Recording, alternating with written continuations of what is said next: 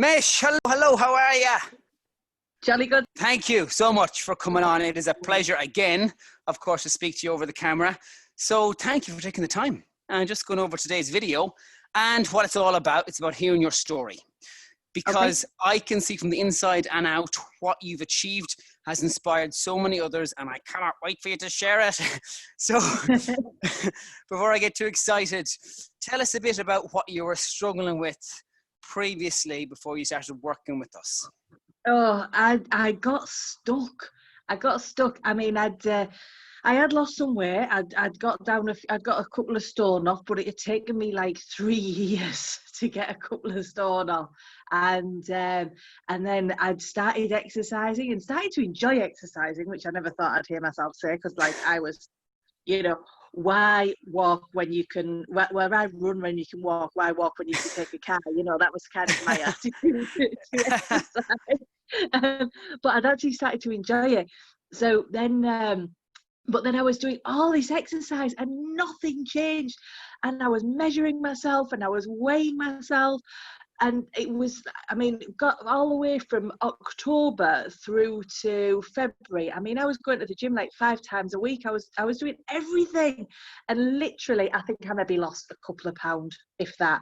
And my measurements never changed at all. And I was just pig sick. And I just thought, when lockdown started, it was kind of like, I've got 2 choices here, because I put on £5 in a week at the beginning of lockdown, because when I eat, I mean, I don't mess about when I eat. and it was like, I could either go back to where I started, or I can do something about it. But I didn't know what to do, because I have thought I've been doing everything right, and maybe it's menopausal, maybe it's because like I'm at that age now where everything's just going to go south and spread, and then you popped up on my little thingy, and I was like, oh, another one of these like internet, whatevers, and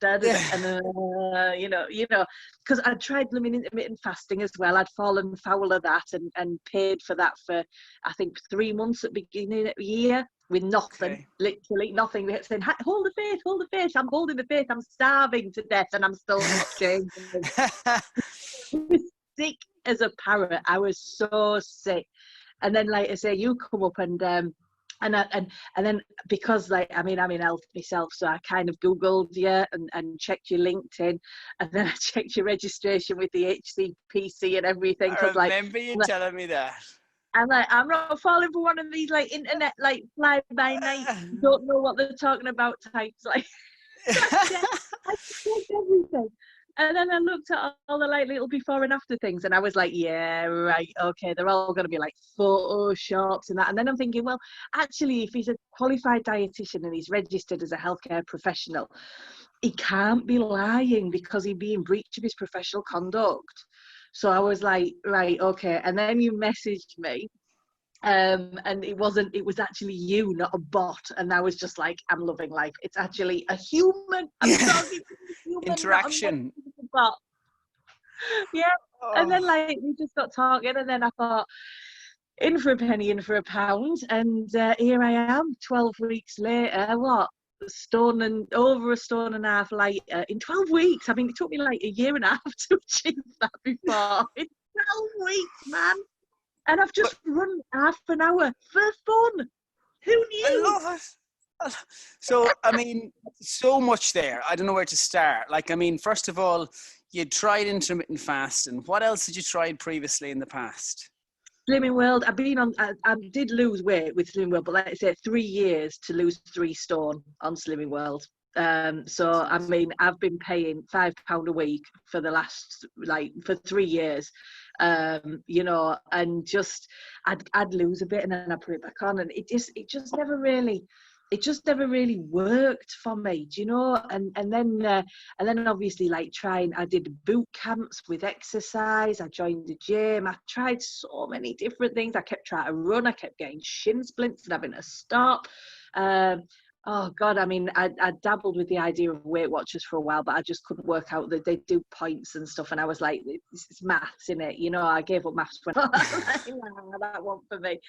I tried counting calories, and but I just didn't know I didn't know what I was doing. I didn't know what I should be eating. I didn't know.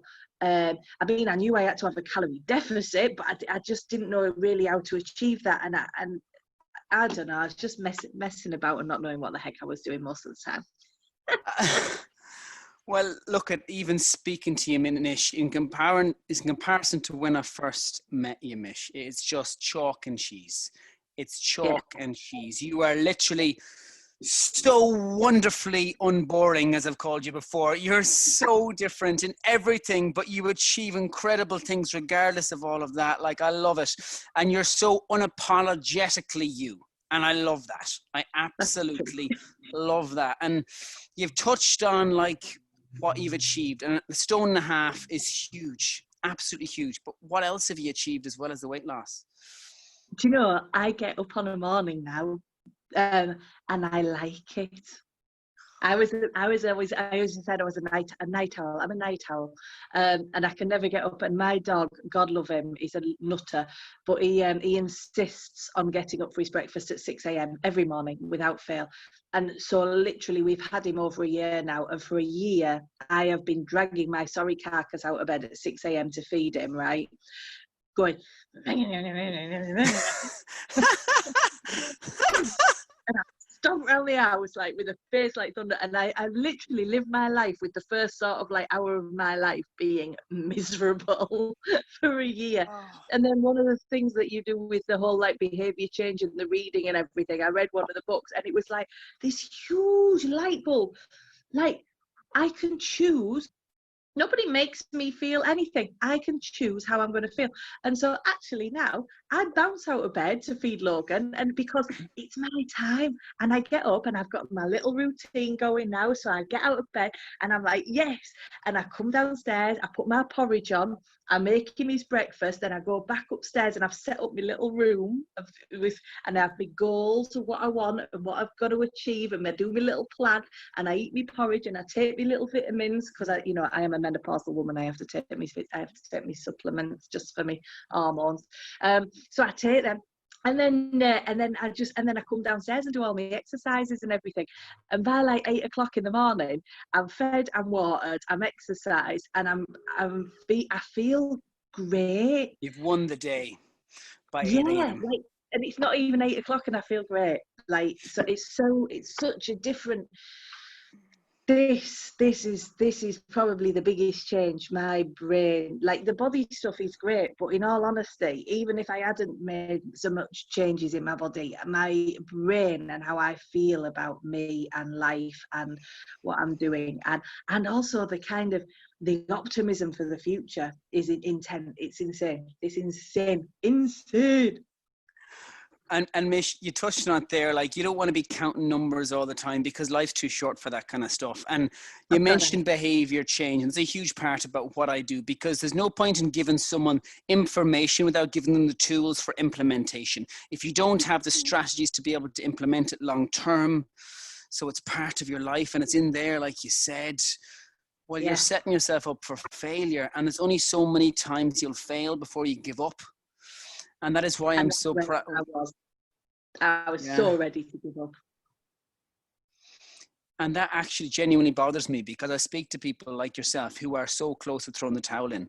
But there's a better way. You don't have to put up with that. You don't have to put up with that. And when you are so organized and you're bouncing around the place with your multicolored hair and your amazing personality every morning, and you've all that done by 8 a.m., like, what are the chances of you then going off the rails by 9 a.m.? You're not. You're setting yourself up. You have a structure.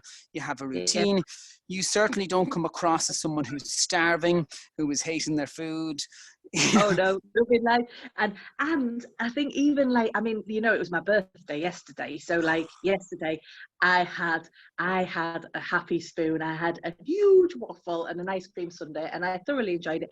And I don't care, and I don't feel guilty because it was my birthday.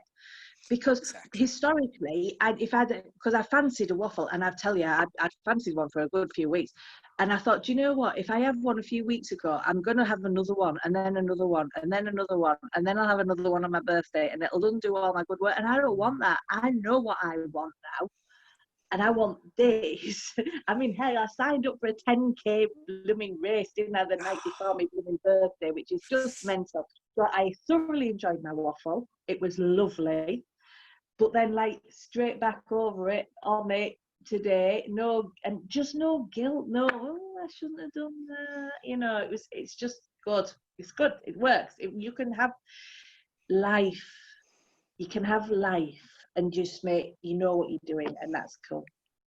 And I think what people often say is, I deserve this. I should treat myself. Life's too short. I genuinely feel life is too short to not have what you have right now, which is that energy, that enthusiasm, that happiness, because you can have your waffle and eat it, and you can have it without the guilt.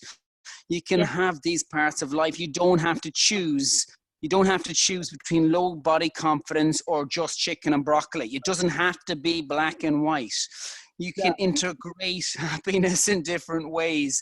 And I mean, Mish, what would you say to someone who's on the fence, who is unsure? Again, I'm another one of these internet guys. What would you say to anybody who's considering it, but is a little bit scared to pick up the phone, a little bit scared to drop me a message, or a little bit scared to get in touch? What would you say? I would say it's fine to be scared, because I was terrified, like seriously terrified. But feel the fear and do it anyway. A friend of mine once told me that fear stands for, what is it? Face everything and rise. So if you feel fear, just face it and you rise. And that's exactly what has happened. Like, it was so scary doing this. And I remember saying to you when I first signed up, I was like, I'm part excited, but more terrified. But like, it was the best thing that I could have done. I mean, my mum, like, is just, she's like, I can't believe the change in you. And I tell you what, I mean, I love my mother dearly, but when I look at my first photographs, I'll see my mum. I look at it and I'm like, oh my gosh, I look so much like my mum. And now when I look at my photographs, I'm like, I actually don't look like my mum anymore. And that's, I mean, I do love my mum, but she's 72. I don't want to look like her yet. You know what I mean? I get that, and I appreciate that, and I probably don't want to look at my mother either, and I love her dearly as well, of course. But like, there's some things you said that were really powerful, and one thing that I know for sure is that it's actually easy. It's actually easy to stay uncomfortable. It's easy to stay in sufferance. It's easy to feel bad about yourself because it's what you're used to a lot of the time. And it's also easy to think, oh, here we go, another fad, another gimmick. It's easy to throw that branding on people because what it does is it doesn't push you into the uncomfortable position of stepping out of your comfort zone. And it's because you have that fear that it means that win, that multitude of wins that you've achieved, Mish, they're so like much sweeter. Size 12 shorts. And guys, you have to listen about Mish. I mean, you should see, she hula hoops. She's got different color hair every second day. She's got outfits for days that, again, if I asked whether or not you believed you'd be getting into them 3 months ago, I'm pretty confident you'd have told me to F off, you know. But I love that about you, Mish. You're so unapologetically honest. And the one thing that I need to help anybody is honesty. And by God, you've done that. And I want to thank you so much for taking the time to hop on a quick video call today. You don't know it yet, Mish, but you've probably inspired someone else who has been a little bit on the fence, a little bit nervous, a little bit concerned, and given them the courage to step forward. So that's on you. That's do it.